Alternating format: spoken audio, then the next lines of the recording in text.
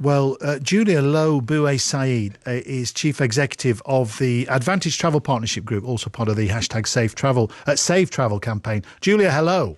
Hello. And this is the point, isn't it? There are a lot of people listening to the show, I know, because they tell us regularly, saying anyone who goes abroad now is asking for it.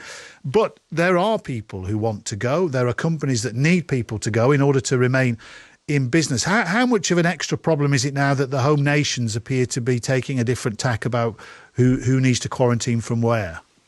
Well, I think it's just added another level of complexity on what was already a very, very confusing situation. So, as you've been talking about there, it's incredibly confusing for customers, for travellers, for businesses, and we find it very difficult because we don't get any advance warning. So we're all watching, the news briefings every week as they happen, watching the rates as they get reported. So incredibly confusing for travellers to decide and to make decisions based on what is a very changing, moving feast the whole time. A conversation I had just this morning with some mates of mine was I was saying the next thing I've got booked now is next June, and it's only a guess, and everyone's trying to imagine when it will be safe to book. Winter sun is going to be on the agenda next, isn't it? Is there literally no safe time at the moment?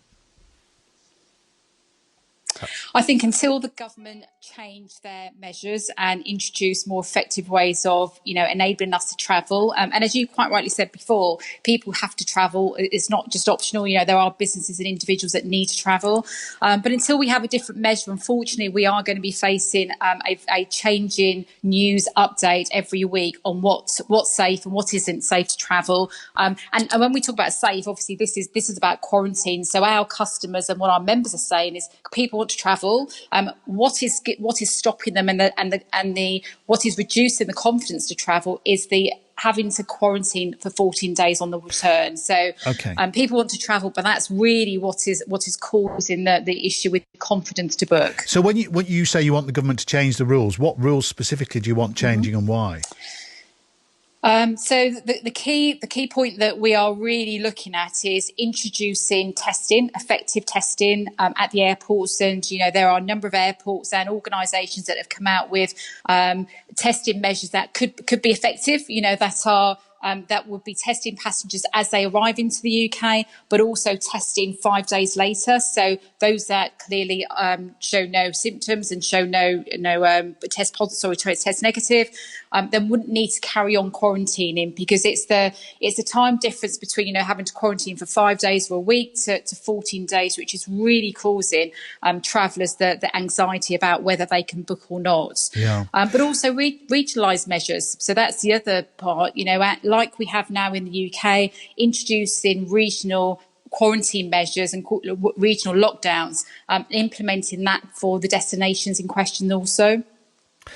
Yeah, the issue about the 5-day testing, I understand what you're saying, because that is the current estimate of the average incubation period of COVID. But you probably know this, Julia, that the range has been from 1 to 11 days. So that someone could be clear after 5 and have the disease or the illness 3 days later, say. Yeah, and you're absolutely right. But the measures that we have in place now, with track and tracing is not effective whatsoever. I know clearly, travellers that are returning from destinations where they're supposed to be filling out their passenger locator forms. They're not being looked at. They're not being looked at when they arrive. There is no tracing happening afterwards. And actually, the other point that is happening, it seems to be very random. So even where travellers are travelling as groups and they're in separate households, you've had some passengers that have been contacted and others haven't, where there has been, a passenger on the same flight that's tested positive for COVID. So the measures right now are not effective anyway. So what we're really asking for is effective, as effective as we possibly can, measures in place. We have to live with a virus, but actually travelling is a key part of what needs to still happen. Okay, Julia, thank you. Julia Lowe Bue-Said, Chief Executive of the Advantage Travel Partnership